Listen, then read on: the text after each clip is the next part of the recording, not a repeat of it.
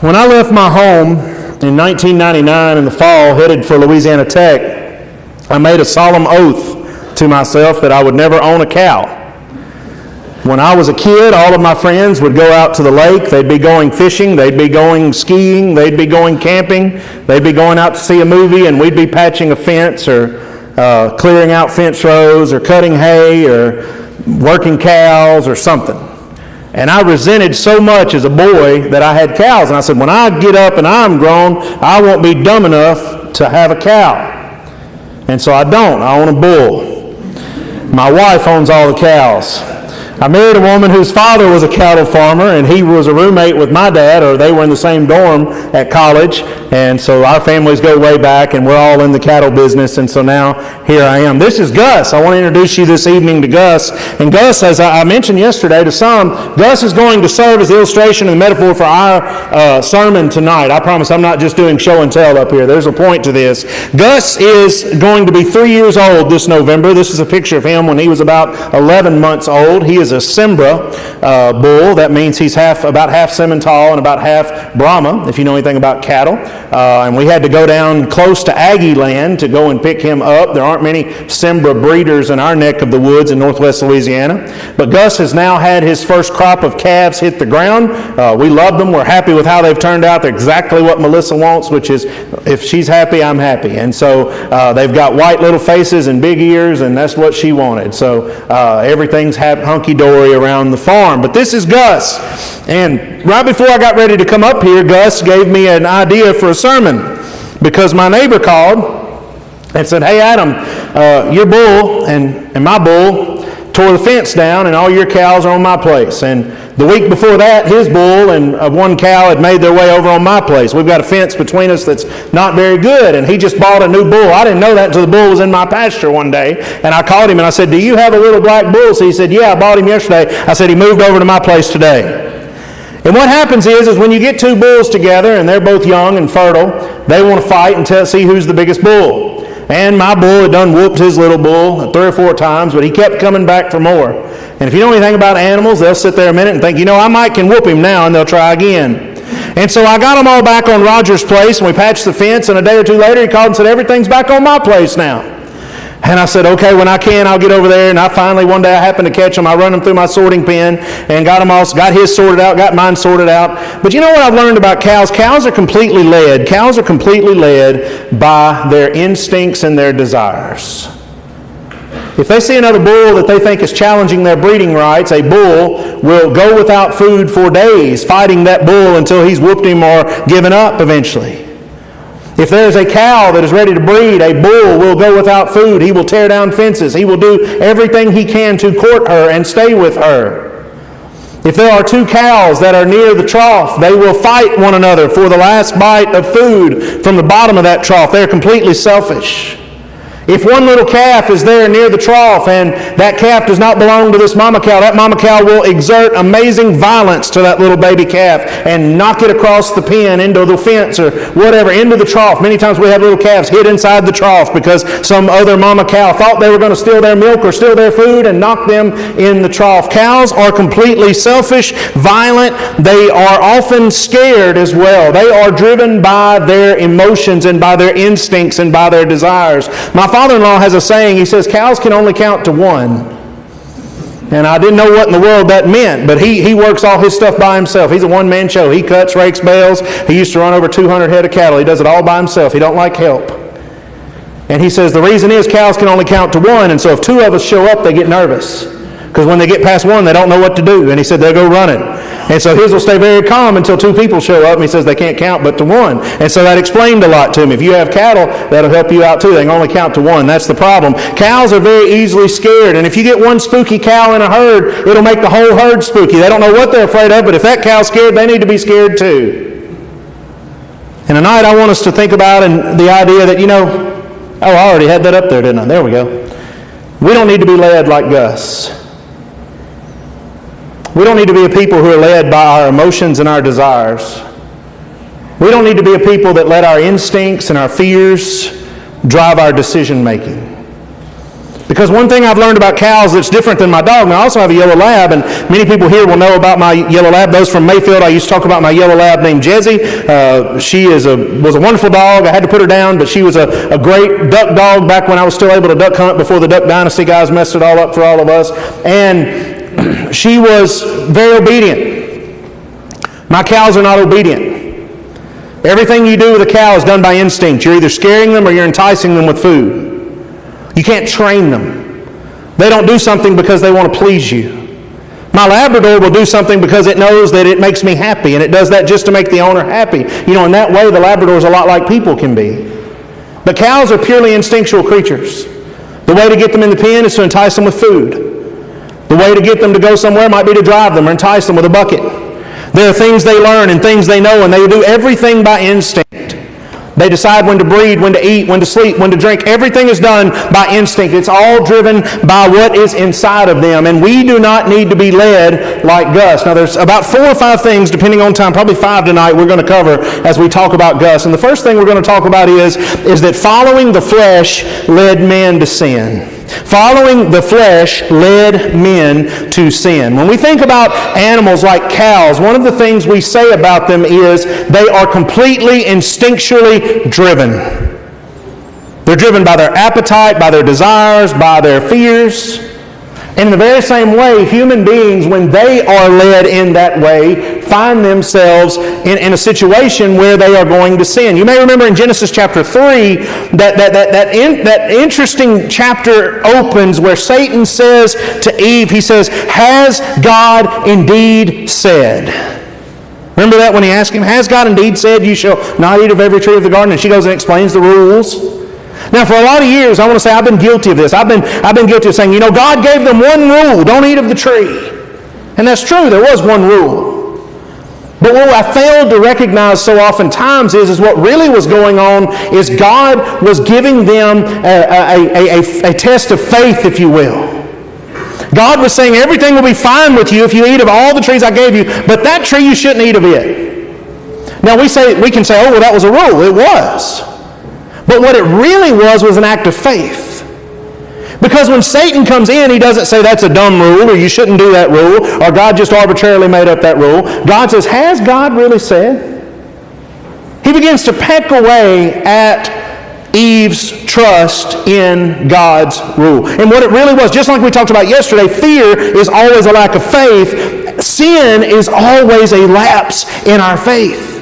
Every time we sin, it's because we fail to trust God.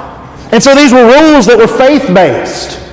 And so what we're talking about when we talk about sin is, we're talking about the fact that when you or I sin, or when anyone sins, it's when they quit trusting in what God would have them to do, or we might call that the rules. And if we think about it just as a set of rules, then we miss the point.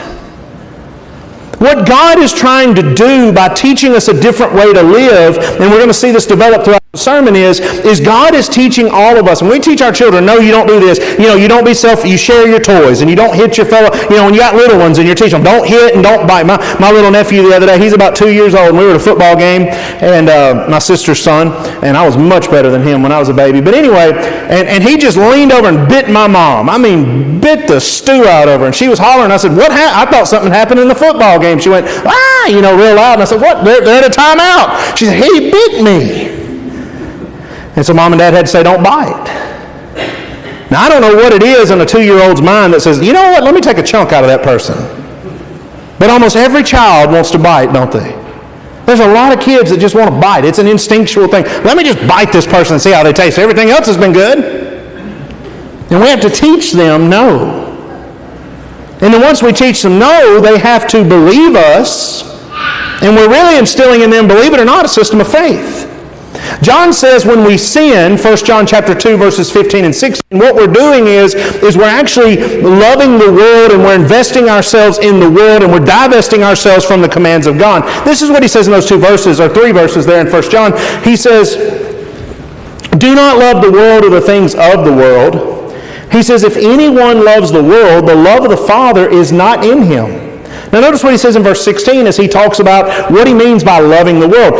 He says, "For all is in the world, the lust of the flesh, the lust of the eyes, and the pride of life is not of the Father, but is of the world." Now look at verse 17. "And the world is passing away, and the lust of it. But he who does the will of God abides forever." Now, what John is trying to teach us is that Satan uses our natural desires. Go back and read that Genesis 3 account, and you'll find all three of those right there. When the woman saw that it was good for food, it was going to taste good, and she saw it with her eyes. And it was desirable to make one what? Wise. Oh, I can be like God. Satan hit her with a triple-barrel temptation. It looked good, it was going to taste good, and it'd make her like God. It'd inflate her ego. He hit all three. What John talks about here, he used all three at once on her. And she gave in. Because she failed to trust that God said, you shouldn't eat that. It'll kill you. And Satan said, no, you won't die. And so she didn't believe God, and her faith lapsed, and she was tempted because she wanted it. There was something about it that her flesh said, I want that. I haven't tried it. It's just like we're the same way. We're tempted by things we don't have. One of the greatest things that we struggle with here in America is envy or jealousy. Our neighbor gets landscaping, we need landscaping. Our neighbor gets a new car, we need a new car. Our neighbor gets a new house, we want a new house. Our neighbor has new clothes, we need new clothes. That is the American way. And so we all see things sometimes that we want. And you know what will really make something desirable to you is if your parents tell you, you shouldn't do that or you can't have that. Remember when you were a kid when there was something like some candy or something on the shelf and mom and dad said, hey, you can't have that. It's cookies in the jar, but you can't have any. Didn't that just make you want that cookie like 9 times as much? I lived up here in Tupelo for about 8 years in this area. And the Natchez Trace and I have a love-hate relationship. But I've never stopped and gone into all the little roadside attractions on the Natchez Trace. You know what I'm talking about? Like they've got the little pull over here and see this. And I've never done that. And back in 2008, I don't know if you remember it or not, but back in 2008, the Republicans and Democrats, like they always do, were fighting, and they didn't pass a extended budget or whatever the case was, and President Obama shut the government down. It may have been 2012, somewhere in that neighborhood. Remember, we had a government shutdown. Oh, it's going to be terrible. And when they did that, it was so absurd, because the roadside attractions at the Natchez Trace don't take any money, that nobody's manning them, but they went and put barricades up at the driveways. And I happened to be going down the trace like during that time, and I saw all these barricades at this place that's always open, and I thought, I really want to know what's at the end of that road. I mean, I drove by, and when I drove back by, I said, I wonder what's down there. I'd driven by that thing 1,000 times and never cared. But when the president put up barricades, I considered driving around them. What is it about God saying, don't do this, that makes us want it more? It's because Satan comes at us through our natural desires. In fact, this is how James describes temptation and sin in James chapter 1, verses 13 through 15, when he says, don't let anyone say when you're tempted, I'm tempted by God, for God is not tempted by sin, and he himself doesn't tempt anyone. He said, but each one of us is tempted. And here's how it works. When we're drawn away and enticed by our own desires. And desire, when it's fully grown, it gives birth to sin, and sin brings forth death. James gives that progression there. We see something we want, and we think it would feel good, or it would taste good, or it looks good. We'd like to have it. We'd like to say it's mine. Many of you may be fans of the novel or the movie The Lord of the Rings, and you may remember that character in there, that broken character named Gollum or Smeagol. And he, like so many others, when he possessed the ring, what did he say? It's mine. It's my precious. Now, it gave him an exceedingly long life, although a miserable one, albeit a miserable life. But there was just something about possessing that item that Tolkien understood spiritually was in all of us. And so that's how Gus is led. And in fact, I can grab a bucket anywhere on my farm. I'm doing anything, cows may do anything. I can grab a bucket and start walking, and he'll perk up and he'll take off running for the feed troughs. And it might be a bucket of water I'm putting on a plant. It might be a bucket of tools I'm carrying back to whatever. And he'll be so mad at me. But he's learned when he picks up a bucket, I get to eat. And all his attention's diverted. You know, we're the same way. We can be the same way. We can be led just like Gus. Now in Ephesians chapter 2, when Paul talks about the status of Christians prior to their conversion, he actually describes us in similar terms. Now, this is one of the most beautiful chapters in all the Bible, but listen here to what Paul says about us prior to our conversion to Christ. He says, "And you he made alive who were dead in your trespasses and sins, in which you once walked according to the course of this world, according to the prince of the power of the air, the spirit who now works in the sons of disobedience, among whom also we all once conducted ourselves in the lust of our flesh, fulfilling the desires of the flesh and of the mind, and we were by nature children of wrath, just as the others." And so we see that like Gus, we're all led by our natural desires. Now, the next thing we want to talk about is the Bible teaches us that hedonism is actually the product of secularism. Now, let me define these two words a little bit tonight for you in case you're not familiar with them. Hedonism is the pursuit of pleasure or a life. We talk about hedonistic desires. That's the idea that you're just pursuing what feels good or what you enjoy. It's a really good encapsulation of our generation right now. Do what makes you feel good. Live your truth. Be you.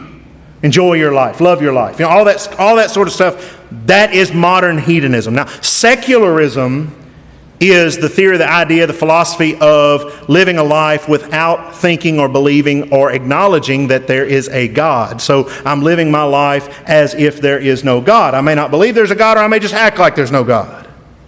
And Paul deals with this sort of a mindset in Romans chapter 1, and what we're going to see is that this is something that is quite common in our world today. It was quite common in Paul's day, and it's actually been quite common throughout the history of man. A lot of times we think because things have changed so much in the last 40 years or 50 years that, man, things are worse now than they've ever been. No, they've always been like this. We hear things like this, we're just animals. They teach us that in school, don't they?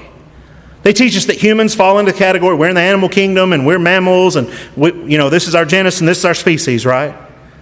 Now, I'm not trying to be crude tonight, but when I was in high school, one of the most popular songs, ridiculous song, was "You and Me, Baby, Ain't Nothing But Mammals."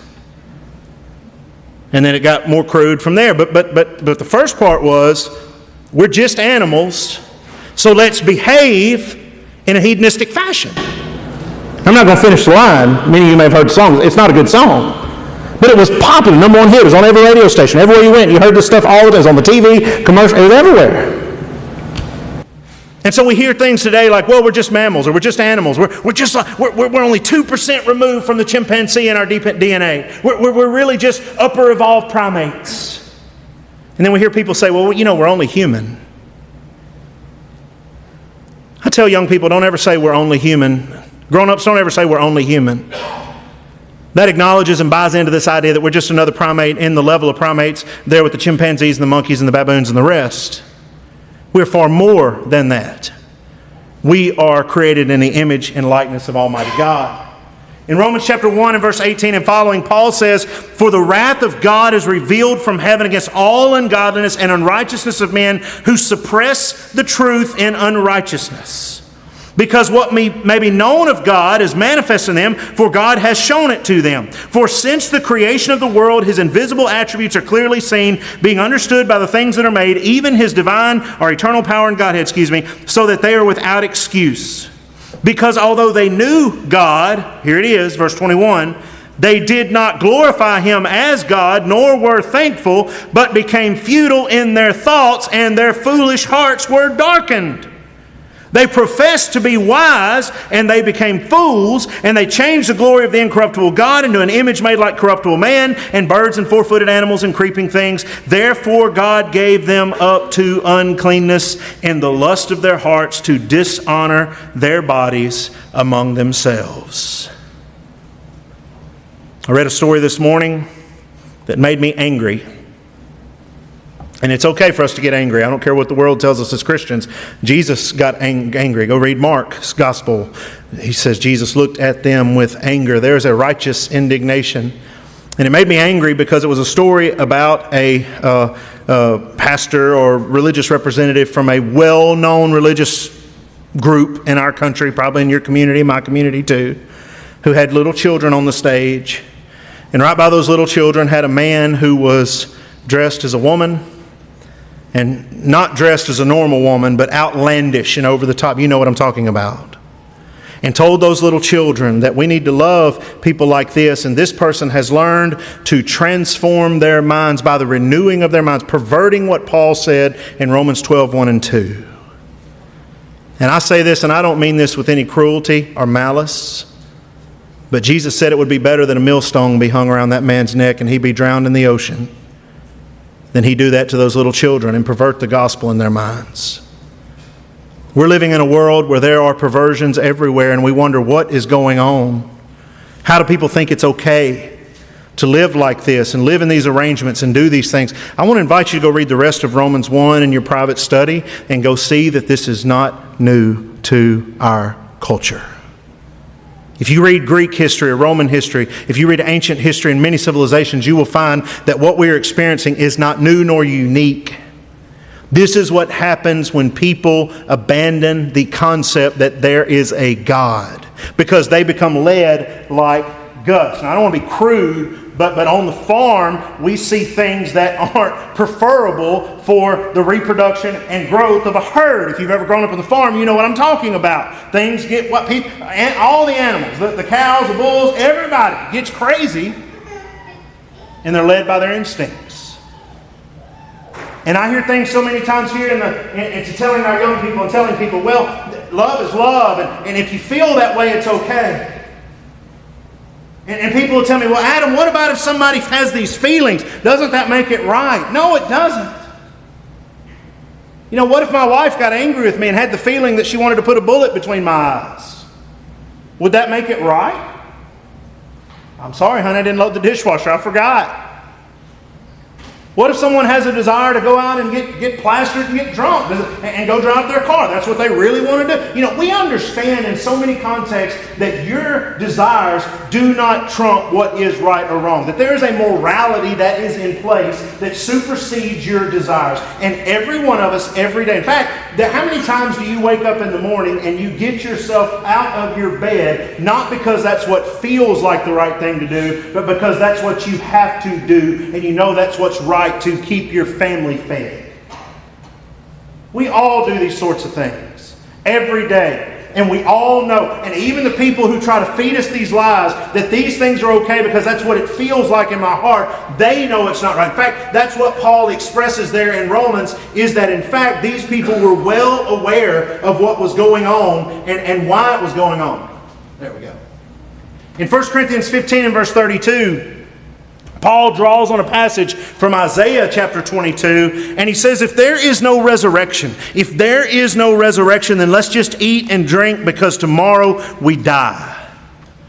Now, I want to point this out to you, and let's go back to Isaiah's version of this that Paul is alluding to there, because Isaiah gives us a little more color on this story. So in Isaiah chapter 22, here in this passage, when Paul is talking about, or Paul is referencing this idea that if there's no resurrection, that means there's no judgment and there's no afterlife. In other words, all we get is the here and now. This is sort of an Epicurean. If you're familiar with ancient Greek philosophy, the Epicureans thought that we should suck all the pleasure we could out of life. There's a very Epicurean mindset in our culture right now, and that is do everything you can to get all the pleasure and all the joy and all the fun, get it all out of life, and you're only here a little while. Do you know what it's called? It's called YOLO. You only live once. You better get all the fun out of it you can. Well, Paul, by the way, I want you to understand, Paul says if it is true that we only live once, then that is a philosophy you need to embrace. I want to encourage you tonight, unless your favorite thing is to listen to preaching about cows, then go out and do something fun. Go do whatever your little heart's desires, because you're going to die one day and that's it. You're done. You're like Rover. You're dead all over. And Paul draws from Isaiah 22, and here in this text, beginning around verse 11, notice what God says. God says, you also made a reservoir between the two walls for the water of the old pool, but you did not look to its maker, nor did you have respect for him who fashioned it long ago. And in that day the Lord God of hosts called for weeping and for mourning, for baldness and for girding with sackcloth, but instead joy and gladness, slaying oxen and killing sheep, eating meat and drinking wine. Let us eat and drink, for tomorrow we die. die. Then it was revealed in my hearing by the Lord of hosts, surely for this iniquity there will be no atonement for you, even to your death, says the Lord God of hosts. Now here's what God says. God said, I told you that what you needed to do so that I would bless you, what you needed to mourn in sackcloth and ashes and turn from your sin. But what did you do? You went out and slayed animals and threw a big feast and got drunk. And God says, you did it because you didn't acknowledge me. When someone chooses to live a lifestyle, whether it's their sexual desires being acted out in whatever they want to, or whether they want to engage in drug use, or they want to just go out and be selfishly, whatever, egotistical, they want to just be selfish and acquire all the wealth they can, they want to be jealous of, whatever lifestyle, you pick your poison. When they do that, they're acknowledging there is no God. They are acknowledging that I have a secular mindset. And I'm convinced there are a lot of people in our country today that are living a practical atheism. And what I mean by that is they may say, well, in theory, I think there's a God, but they're not living like there's a God. And when we just give in to all of our desires and turn to a hedonistic lifestyle, like Paul is talking about there in Romans 1, what we do is we inevitably are saying, God, I don't care what you say. I'm going to eat the fruit. God, I don't care what you said about marriage or about my sexuality or my desire. I don't care what you said about drinking. I don't care about what you said about lying. I don't care what you said about being greedy or not helping people who are poor or robbing the poor. I don't care about any of that stuff. I'm going to do what I want to do because it feels good. And in essence, we're saying, God, I don't need you, I don't want you, I don't care about you. And God says to the children of Israel, those people will find no atonement for their sins. If we're led like Gus, we're going to end up in a world of hedonism. Now here's the thing, and we've got to kind of get through these a little quicker now. Paul makes it clear, James makes it clear, the entire gospel canon makes it clear. I think I've got one more on there, yeah. That condemnation is the result of being led by the flesh. I want to go to Romans 7 for just a moment. We'll hit these texts and then I'll go over the other ones. I hope you'll jot them down and spend time and study. It would take several hours to do all this properly. But here in Romans chapter 7, verses 14, 18, then 22 through 25, Paul says this. He says in verse 14, for we know that the law is spiritual, but I am carnal. And literally what that means is I am of the flesh. I am of the flesh, sold under sin.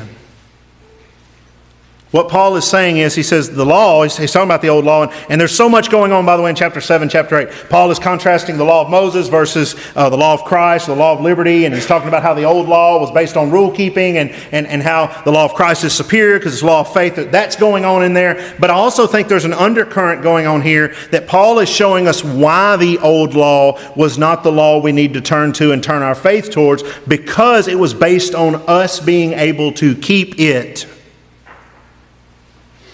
And Paul says the law was spiritual. The law wasn't bad. I've heard some people say, well, the old law was bad, that's why he gave us a new one. No, the law was great. The problem is we were bad. And in fact, in this text, Paul says that the purpose of the law, in part, was to make sin exceedingly sinful. It was to demonstrate to us that every one of us is weak through the flesh. Look at verse 18. For I know that in me, that is in my flesh, nothing good dwells. For to will is present with me, but how to perform what is good I do not find. Now, in verse 22 down through 25, Paul says, for I delight in the law of God according to the inward man. But I see another law in my members, that's in his flesh, his body, warring against the law of my mind and bringing me into captivity. Remember, he said he was sold to sin, slave to sin, to the law of sin which is in my members. O wretched man that I am, who will deliver me from this body of death? I thank God through Jesus Christ our Lord. So then, with my mind, I myself serve the law of God, but with the flesh, the law of sin. There's several preachers in here tonight, and you may disagree with me, and that's okay. I've been wrong a lot, and you probably have too. Anyway, I've heard a lot of old timers say, Paul can't be talking about himself after conversion here because he's no longer a man sold under sin. And my rebuttal to that would be just simply, you're telling me that after you're converted, you never wrestle with your flesh anymore? You never want things, I tell young men when they get married, I said, girls and women, don't get ugly when you say I do. And you know what I mean when I say that? I'm not trying to be crude. But I'm trying to let them know, don't think that now because you're in love and you've married this woman that you're free from temptation down the road. Don't think that you're not going to still be tempted by Satan in that way. A lot of young men are naive and they think all their problems are over. I've got a wife, I'm good to go, man. And then they fall. If a man thinks he stands, take heed